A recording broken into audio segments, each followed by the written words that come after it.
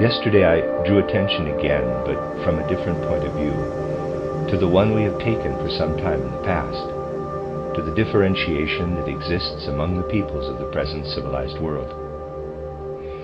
I indicated how the individualization of the human being in the fifth post-Atlantean epoch is guided by spiritual beings. How, on the one side, certain beings interfere through individuals of the West, beings that have progressed in an irregular way, that are more advanced than humanity, but for their own interests incarnate into human beings in order to work against the true impulse of the present, the impulse of the threefolding of the social organism. I also drew attention to how, in a different way, we find in the East that certain beings that had their real significance in the far distant past, but wish now to work into and to influence human lives, assert themselves, not indeed through human beings themselves, but by appearing to them. We spoke of how these beings influence Eastern human beings, be it more or less consciously, by virtue of the particular soul configuration of the people living in the Orient. By working as imaginations into the consciousness of certain human beings of the East, perhaps by working during sleep into the human eye and astral body, and then asserting themselves, without the people realizing it, in the after effects during waking. And in this way they bring in everything they wish to pit against the normal progress of humanity in the East.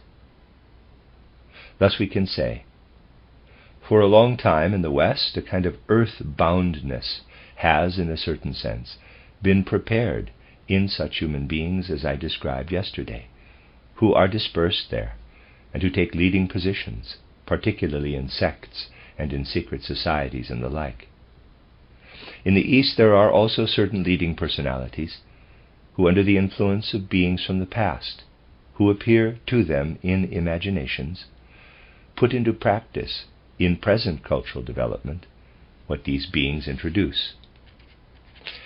If one wants to understand how the human beings of the European center are wedged in, as it were, between the West and the East, one must look more closely into the underlying spiritual conditions, and at everything in the physical sense world that expresses itself out of these spiritual conditions. I have drawn your attention from the most varied points of view to how the life of the ancient Orient was, in the main, a spiritual life. How the human being of the ancient Orient had a highly developed spiritual life that flowed from a direct perception of the spiritual worlds. How this spiritual life then lived on as a heritage. How it existed in Greece, primarily as artistic beauty, but also as a certain insight. And how, already in Greece, there mingled in with it what then became Aristotelianism, what was already intellectual, dialectical thinking. So what came from Oriental wisdom penetrated then into Western civilization, and with the exception of what stems from natural science and what can stem from the modern anthroposophically oriented spiritual science, everything that exists in Western civilization as spiritual life is basically an inheritance from the ancient Orient. But this spiritual life is in fact completely decadent. This spiritual life is of such a nature that it lacks strength, lacks impetus. The human being is, to be sure, guided to the spiritual world through it, but can no longer find a link between what he believes about the spiritual world and what happens here on earth.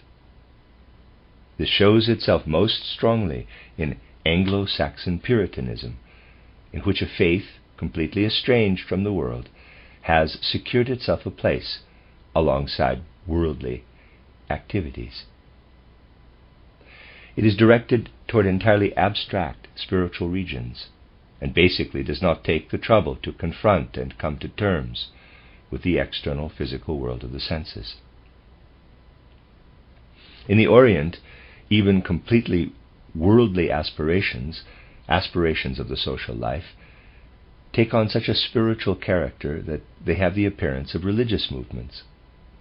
And the momentum of Bolshevism in the East, for example, is to be traced to the fact that it is actually conceived by the people of the East, even by the Russian people, as a religious movement.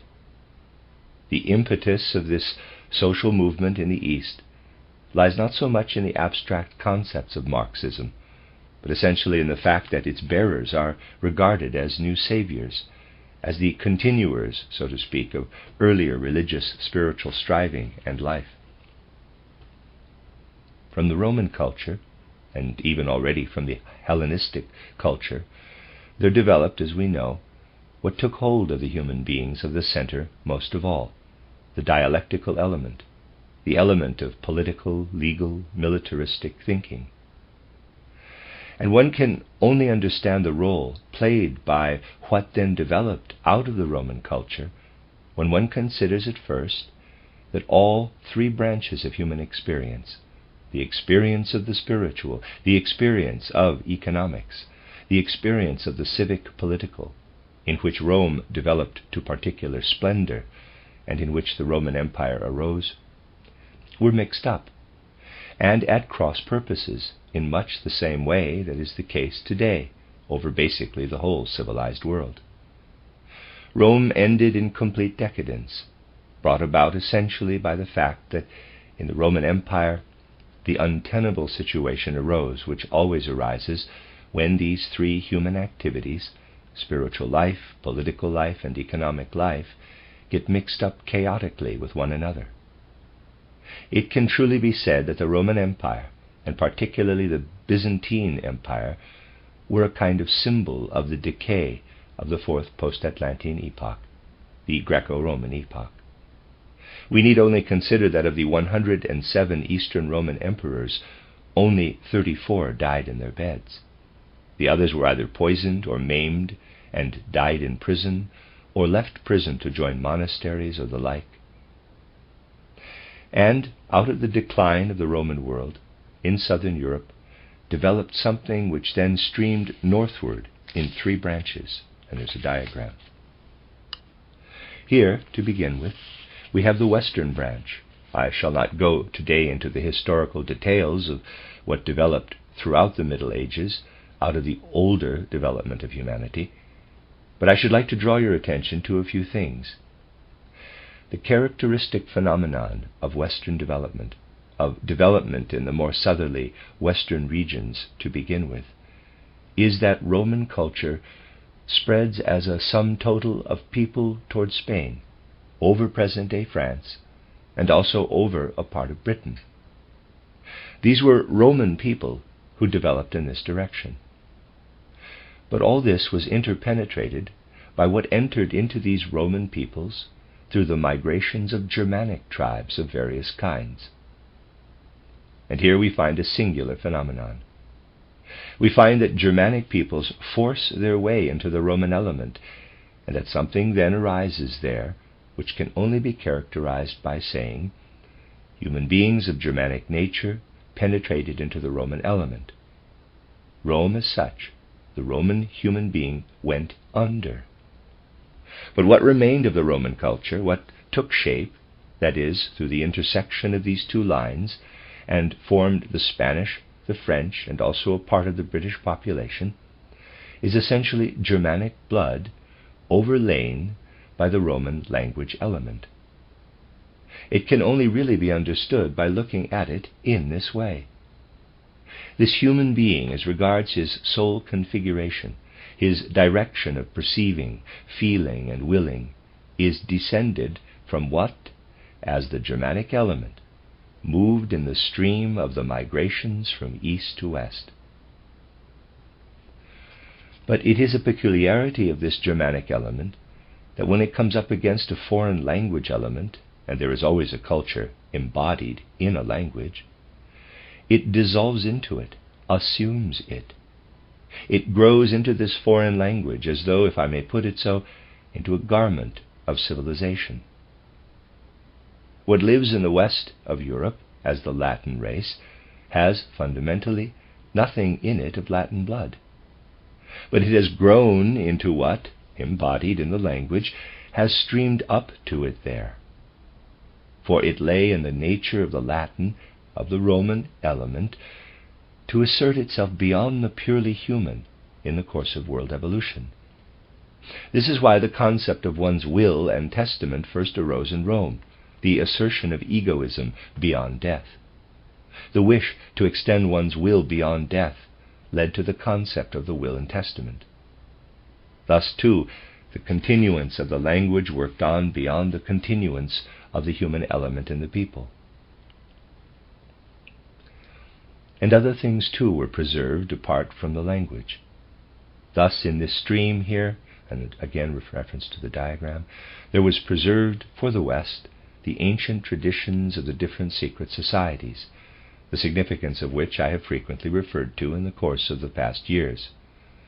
These are traditions stemming from the fourth post-Atlantean epoch, from the Greco-Roman times, which, to be sure, are borrowings from the East, from manuscripts, but have passed thoroughly through the Roman, the Latin culture. Thus, in a certain respect, insofar as Western humanity is submerged in the Roman language element that has endured beyond the actual Roman people, one finds the human being in the cloak of a foreign civilization. One also has the human being in a foreign cloak, inasmuch as in the ancient mystery truths, which have become abstract, and which in the ceremonies and ritual of the Western societies have become more or less empty forms, one has something in which the human element is submerged, and which is capable of touching it. Now, if other conditions are particularly favorable, then this situation of the human being penetrated from without by everything that arises from language provides a foothold for beings of the kind I described yesterday, enabling them to incarnate into the human being. But particularly favorable for this incarnating process is the Anglo-Saxon element.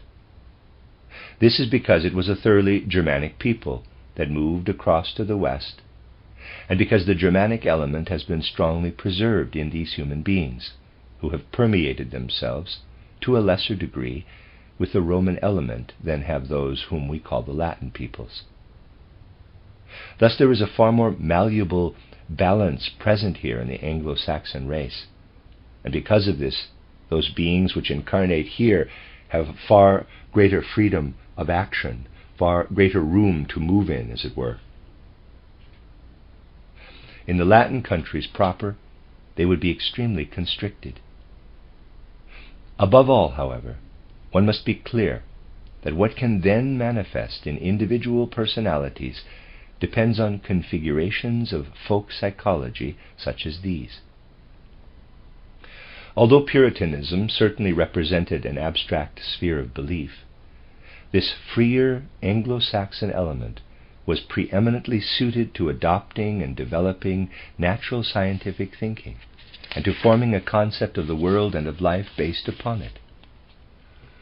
The whole humanity of the human being certainly is not engaged here.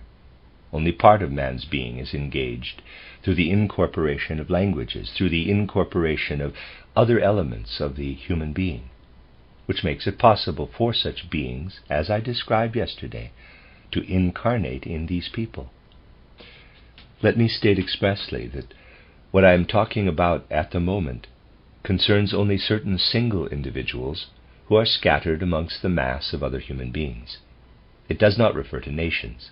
It does not refer to the vast masses of people, but only to single individuals who, however, have an extraordinarily strong position of leadership in those regions I have mentioned. What is primarily taken hold of in the West by these beings, who then secure for the human body in which they incarnate a certain position of leadership, is the body and soul, not the spirit, to which less attention is paid. Where, for example, does the whole magnificent but one-sided elaboration of Charles Darwin's theory of evolution come from? It comes from the fact that in Charles Darwin, body and soul, and not the spirit, were particularly dominant. He therefore also considers the human being only according to body and soul, and ignores the spirit, and that which lives into the soul from the spirit. Anyone who looks without prejudice at the results of Darwin's research will understand that something was present there which was unwilling to consider the human being from the aspect of his spirit. In quotes, spirit was only taken from more recent science, which is international. But what colored his whole conception of the human being was the emphasis put on body and soul and the disregard for the spirit. In fact, the most faithful pupils of the Ecumenical Council of 869 were the people of the West. Initially, they left the spirit out of consideration, taking body and soul in the way they are represented particularly in Darwin's descriptions, and simply put an artificial head on top as spirit, in the materialistic way of thinking that arises out of science. And because people were ashamed, as it were, to make a universal religion out of natural science, there remained as an external appendage, leading an abstract existence of its own, what lived on as Puritanism and the like, but which had no connection with the real-world culture.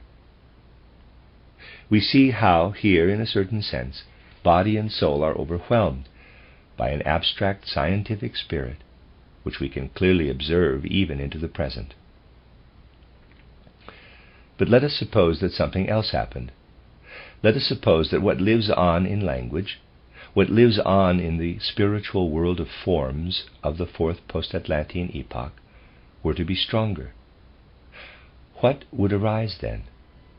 There would arise a strong fanatical rejection of the modern spirit, and rather than emphasizing that an artificial head of natural scientific concepts be superimposed on the bodily soul element, the old traditions would be superimposed. In fact, only the physical and the soul element would really be cultivated. We could then imagine that in such a crude way, some individual might work on everything that is only body and soul, and devise a doctrine that wished only to consider body and soul, which outwardly did not use science for this, but rather the external part of a revelation from an earlier time, carried over into a later one. And then we have Jesuitism.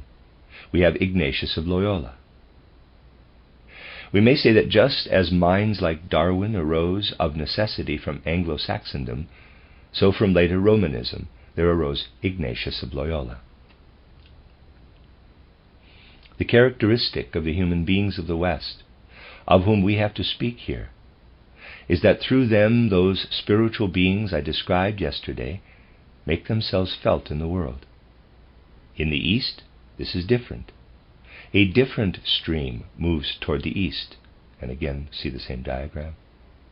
But we will first look at something that goes out from ancient Rome as a second stream, which does not carry the language, but which carries the whole trend of the soul constitution, the trend of thought.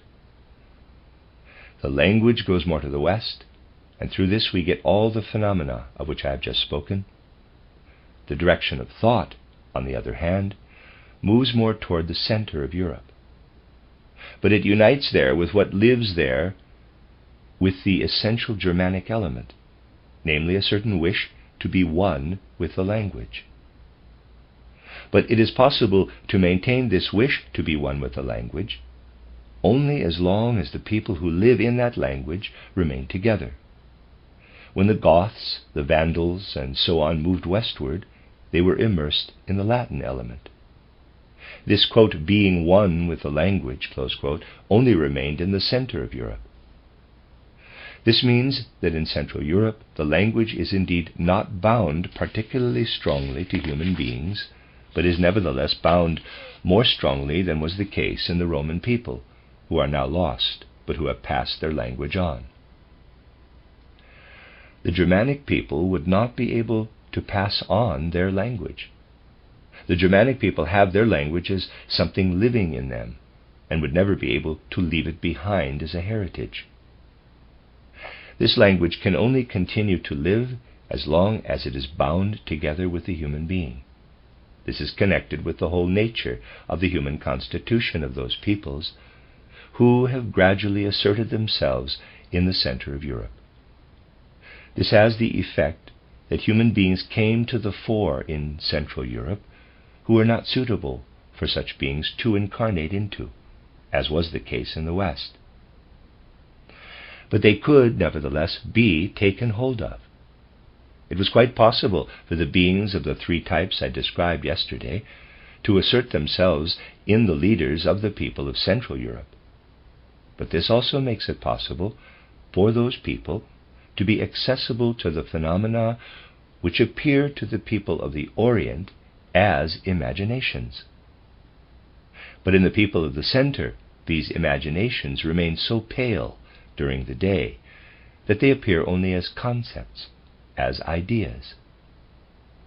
The same applies also to what has its origin in those beings who incarnate in human beings and who play such a great role in individuals of the West. They cannot have the same effect here, but nevertheless give the whole human being a certain tendency. It is particularly the case in human beings of the center that over the course of centuries it was barely possible for any individual who attained to any sort of significance to save himself from the embodiment of the spirits of the West on the one side, and from the spirits of the East on the other. This always caused a kind of schism in these people. To describe these human beings of the center in their true nature, we can say, when they were awake, there was working in them something of the attacks of the spirits of the West, which influenced their desires, their instincts, lived in their will, and crippled it. When these individuals slept, when the astral body and the eye were separated, beings asserted themselves in them of the kind that often worked unconsciously on human beings of the Orient, appearing in imaginations.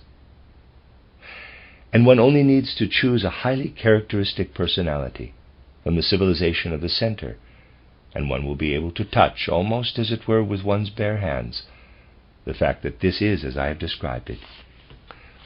One only needs to take Goethe. Take everything that lived in Goethe, from the attacks of the spirits of the West that asserted themselves in his will, that surged particularly in the young Goethe, and which one senses strongly when one reads the scenes which gushed from Goethe in his youth of title Faust or title The Wandering Jew. And then you see how, on the other hand, Goethe reached calm inner clarity, for the element of the Orient that tends merely to the spirit and soul was mastered in him, was permeated with this will element. You see how in old age he turns in part 2 of Faust more toward imaginations. But a cleft is nevertheless there. It is difficult to find a bridge between the style of part 1 of Faust and the style of part 2.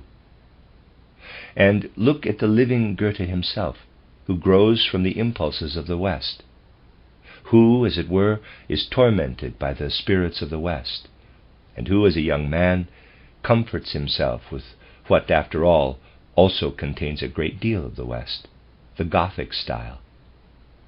But here there emerges a striving toward the spirits of the past, to those spirits which were at work in Greece, and also most especially in the Gothic style, but which nonetheless were basically the successors of those spirits, which once inspired the Oriental at the time when he came to his great ancient wisdom. And coming to the 1780s, we see how he can no longer bear the spirits of the West, how they torment him. And he tries to balance this by moving to the south in order to absorb there what can come from the other side. This is just what gives the leading personalities of the center, and the other human beings, of course, follow these leaders, their characteristic stamp. The human beings of the center were thereby particularly prepared for the coming to prominence of the one thing that is important for the whole evolution of humanity. One can observe this best in a mind such as Hegel. If you take Hegel's philosophy, you find, I have often mentioned this here, that this philosophy develops in every respect toward the spirit. Yet nowhere in Hegel do you find anything that goes beyond the physical sense life. Instead of a real teaching on the spirit, you find logical dialectics as the first part of his philosophy. His philosophy of nature is merely a sum of abstractions of what lives in the human being himself. And you find what is supposed to be treated by psychology presented in the third part of Hegel's philosophy. But what comes out of it is nothing other than what the human being lives through between birth and death, which is then compressed into history. Nowhere in Hegel is it a matter of the eternal in the human being entering into an existence before birth or after death, nor can its justification be found anywhere. This is the one thing that the human beings, the most outstanding human beings of the center, give weight to. The fact that the human being, as he lives here between birth and death, consists of body, soul, and spirit. For the human beings of the sense world, for our physical world, soul and spirit should be made manifest by these people of the center. As soon as we move to the east, we find that soul and spirit predominate, just as in the west it is primarily body and soul. Thus, this rising up to imaginations is natural, and even if they do not come to consciousness, they nevertheless still work into the consciousness. The whole disposition of thinking in the human being of the East is such that it tends toward imaginations, even if at times these imaginations are taken hold of in abstract concepts, as in Soloviev. And a third branch extends from Rome toward the north and into the east via Byzantium. What was together, though chaotically, in Rome, now divides to a certain extent into three separate branches. It diverges and moves to the west, where a new element of economics establishes itself as something especially appropriate for the New Age, finding close affinity with natural science. It moves also to the east and progresses from the ancient primal wisdom into decadence. There develops that which is the spiritual in religious form. All this happens, of course, in parallel. And toward the center there develops what is political militaristic, civic judicial, which also naturally spreads into different areas. But we must keep the characteristic branches in mind. The further eastward we go, the more do we see how the people of the East are not bound up with their language in the same way that the Germanic peoples are. The Germanic peoples really live in their language as long as they have it. Just study the strange course of the Germanic humanity of Central Europe. Look at the two branches of Germanic population, which moved, for example, toward Hungary into the Zipzer region, as Swabians down into the Banat, as Siebenbürger Saxons toward Transylvania. In all these places, it is, if I may put it so, rather like a fading away of the actual language element. Everywhere these people allow themselves to be absorbed by the foreign language into which they merge. It would be a most interesting ethnological study to see how, in relatively short time, during the last two-thirds of the 19th century, the German element in the area around Vienna has withdrawn, has been swamped. This would be tangibly apparent if one looked at this matter with understanding. One saw how the German element evolved into the Magyar in an artificial way and into the Slavonic in a natural way. In the East, the human being is intimately bound up with his language. There, the spirit-soul element lives in the language. This is often disregarded. The human being of the West lives in language in a completely different way, in a radically different way from the human being of the East. The human being of the West lives in his language as though in a garment. The human being of the East lives in his language as though in himself. This is why the human being of the West could adopt the natural scientific view of life, could pour it into his language, which is only a vessel. The scientific worldview of the West will never find a foothold in the Orient, because it simply cannot get into the Oriental languages. The languages of the Orient reject it. They do not adopt the worldview of science. You can sense this if you let the, albeit rather coquettish, writings of Rabindranath Tagore work on you. Even though in Tagore it is all permeated with coquetry, one nevertheless sees how the whole nature of his existence consists in an experience of the forceful impact of the Western worldview, and then, through living in the language, an immediate rejection of it. The human being of the center was thrown into all this. He had to take in everything he experienced in the West, but did not absorb it as deeply as the Westerner. He suffused it with what also came from the East. Hence the more malleable equilibrium in the center. But hence also the inner strife, the duality and the individualization of the souls of human beings of the center, the striving to find a harmony, a balancing out of this duality, which is so classically, so magnificently portrayed in Schiller's title Letters on Aesthetic Education, in which two driving forces that are to be united, that of nature and that of reason, points clearly to this duality. But one can point to something much deeper. You see, when one looks to the West, one finds primarily a certain inclination in the whole people to adopt the natural scientific way of thinking, which is so exceptionally suited to the economic life. I have shown you how this scientific way of thinking has entered even into psychology. It has been adopted there completely, and it is there that Puritanism lived like an abstract appendage, like something that has nothing to do with real outer life, something that one locks away, as it were, in one's soul house, something one does not allow to be touched by outer culture. The nature of what is developing in the West is such that we can say there is a tendency here to take into oneself everything that is accessible to human reason, inasmuch as this is bound to body and soul. Everything else, Puritanism, is only the Sunday coat of what is the body, what is accessible to reason. Hence the deism, that squeezed lemon of a religious worldview, in which there is nothing more of God than the fairy tale of a generalized, completely abstract, cosmic first cause. Reason bound to body and soul is what is asserting itself here.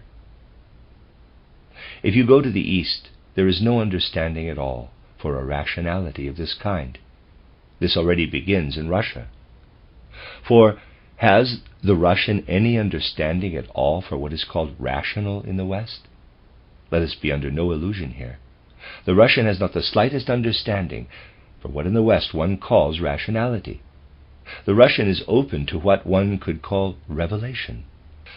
Fundamentally, he takes up as the content of his soul everything that comes to him by virtue of a kind of revelation. Reason, even when he says the word, copying it from Western human beings, is something of which he understands nothing. That is, he does not feel in this word what Western people feel. But what can be felt when one speaks of revelations, of the descent of truths from the supersensible worlds into human beings, this he understands well.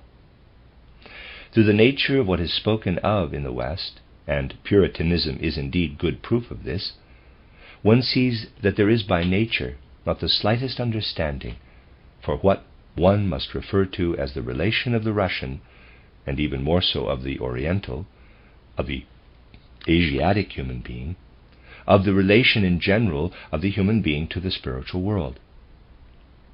In the West there is not the slightest understanding for this, that this is something quite different from what is given through reason, It is something which, going out from the spirit, takes hold of the human being and permeates him in a living way. And in the human being of Central Europe, the situation is this. As the 5th post-Atlantean epoch was approaching, around the 10th, 11th, and 12th centuries, it came then in the 15th century, the outstanding spirits of Central Europe were faced with an immense question, a question that was set them as human beings placed between West and East. A West that pulled them toward reason, and an East that pulled them toward revelation. Just study later scholasticism, the brilliant age of medieval spiritual development, from this point of view. Just study from this standpoint such spirits as Albertus Magnus, Thomas Aquinas, Duns Scotus, and so on. Compare them with such spirits as Roger Bacon, the elder, who was more oriented toward the West. And you will see that a great question arose for the spirits of later Central European scholasticism, from the working together of what pressed in from the West as reason and what pressed in from the East as revelation. This pressure came, on the one hand, from those spirits who wished to take hold of the human body and soul through the will, and from those spirits, on the other hand, who in the East wished to take hold of spirit and soul through imaginations. It is from this that the tenet of scholastic teaching arose, that both were valid, reason on the one side and revelation on the other. Reason for everything on the earth which can be acquired through the senses, and revelation for the supersensible truths which can be drawn only from the Bible and from the traditions of Christianity. One comprehends the Christian scholasticism of the Middle Ages when one perceives its most outstanding spirits as being those in whom reason from the West and revelation from the East came together. Both influences were working in a human being, and in the Middle Ages people could only bring them together by feeling the split, the duality in themselves. In that place, high up in the small cupola, where the Germanic element is meant to be shown with its dualism, you see the elements of this duality clashing against one another in the red-yellow and the black-brown, the red-yellow of revelation and the black-brown of reason. You see there, felt in color, revealed through color, what has inspired and worked through different human cultures, and has thus come to the human being. Thus we could say that what we have now spread over the civilized world is taken hold of in the West by economic life, the element that has actually arisen only in modern times. For economic life was never such a topical question in earlier epochs as it is today. It is actually appropriate to our times. In contrast, matters of state and politics are already fading. And what was founded in the last third of the 19th century as the German Empire took into itself just this fading element of ancient Rome and fell to pieces because of it. This was already so at the beginning in the way it was structured, but even more so in the way it then developed. Fundamentally, this German Empire was nothing but a continuation of the civic-judicial, the political element, which excelled in organizing everything, indeed had great geniuses of organization. But it wanted to also take over the economic life without having economic thinking. For everything that the economy did in this empire wanted more and more to creep into the umbrella of the state. Militarism, for example, which basically originated in France and also in Switzerland, but which had quite different forms, was politicized, as it were, in Central Europe. Central Europe could therefore take up neither an economic life nor a spiritual life, truly alive in itself and arising out of its own roots. The anti-spirituality that has been organized in Central Europe in recent times is of the most terrible kind. We see everything pertaining to the spiritual life becoming more and more part of a political state. And so it came about that in Central Europe, in the second decade of the 20th century, there was not a single individual left who wrote about history or similar things except as a, quote, party political man, close quote. Everything which came out of the universities was not objective history, but party wisdom, distinctly politically colored. And even more decadent is the spiritual life, which originates in very ancient times in the Orient. It mingled with the deluge from the West, from the center, in the measures of Peter the Great, with the native spirituality that was already in a state of decadence, expressing itself in pan-Slavism, in Slavophilism. And it led finally to the creation of the present conditions from which a new spirit wishes to arise, for the old is completely decadent.